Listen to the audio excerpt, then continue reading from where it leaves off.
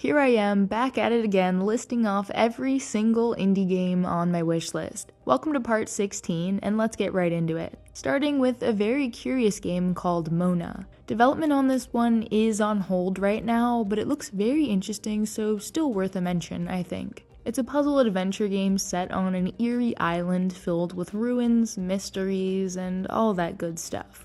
Pony Island 2 Panda Circus is the new title from Daniel Mullins. It's described as a phantasmagorical voyage through time, myth, divinity, and video games. Escape the lordly deities of the underworld with your soul and your sanity intact. Oh, and despite the name, this is not a game about ponies. Catechesis, from the creators of Yuppie Psycho, will have you embrace the darkness as a demon-possessed altar boy in this horror RPG. Explore the city, battle demons, upgrade your weapons, and embark on an unforgettable journey with unique characters and anime-style cutscenes. Next up are a few games all centered around photography. In Ruth's Journey, you play as an adventurous hobbyist photographer looking to escape her boring office job to chase down the rare golden finch. I'm getting Firewatch vibes mixed with a pop-up book. Beautiful. Opus Prism Peak is a narrative adventure set in an ethereal realm. Based on these short trailers, I have a feeling the game is gonna do something very cool with its photography mechanic. I'm just not sure what. I believe this one is only very loosely connected to the rest of the Opus games, but not a direct sequel or anything like that. And the third game about taking pictures is Vignette Memories of Baru. Capture the beauty of the end of the world and help the locals accept their fate by fulfilling their final wishes. Again, these photography games really are going all out with their visuals, wonderful pastel palettes, and the means to capture these amazing worlds with the creative freedom of your camera. Getting a little darker, this is South of Midnight, an action-adventure game about a weaver who can mend broken bonds and interact with spirits. It takes place in the deep American South and will feature plenty of magic, mythos, and folklore. Join forces with the psychic director of the Urban Myth Dissolution Center and solve a variety of cases involving cursed relics, rental properties with shady histories, and dimensional anomalies. I love games that use a limited color palette like this. The character art is done super well. Consider me intrigued.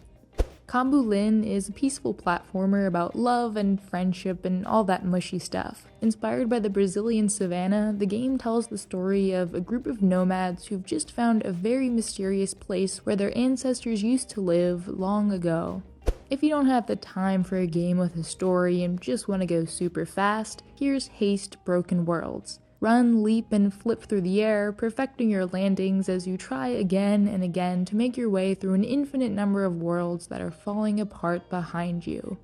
This is a rather unsettling one with a free demo that totally had me on edge. Mouthwashing. Stranded in the empty reaches of space, the crew of a galactic freighter are counting down the days until they run out of food. Opening the cargo hold is strictly prohibited by the company, but the contents could mean a prolonged chance of survival.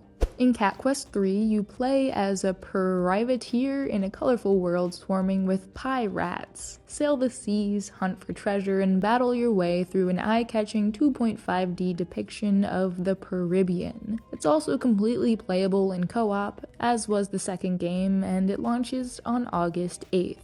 Immerse yourself in dystopian urban landscapes in Quantic River. Experience cybernetic enhancements, dynamic katana combat, slicing, destruction, hacking, exploration, and more as you carve your own path through an unforgiving city.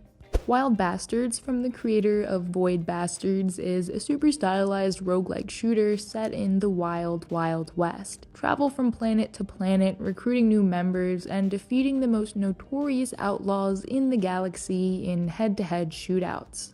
In Nirvana Noir, the follow-up to Genesis Noir, the city of cosmic beings is under threat in two parallel realities, one where the Big Bang was never fired, the other exploding in color and sin, and it's up to you to solve all the mysteries that ensue. And The Mermaid Mask, which used to be called The Mermaid's Tongue, is the next entry in the Detective Grimoire series. The captain of the world's strangest submarine, Magnus Mortuga, has been killed. He was found in a locked room with an ancient stone cauldron, unsealed and opened for the first time. How did he die? Was it a curse? Perhaps one of his eccentric crew? Or does the bizarre truth run even deeper? You can play the demo for that one, and Duck Detective: The Secret Salami if you're feeling up to solving a few mysteries. In this one, you're a gruff duck detective and must use your powers of deduction to inspect evidence, fill in the blanks, and bust the case wide open. And you don't have to wait long for the full game, which comes out on May 23rd. Thanks for checking out all these games with me today. I'm really trying to work my way through the old wishlist before Summer Games Fest in June, because after that it'll probably double in length. So stay tuned.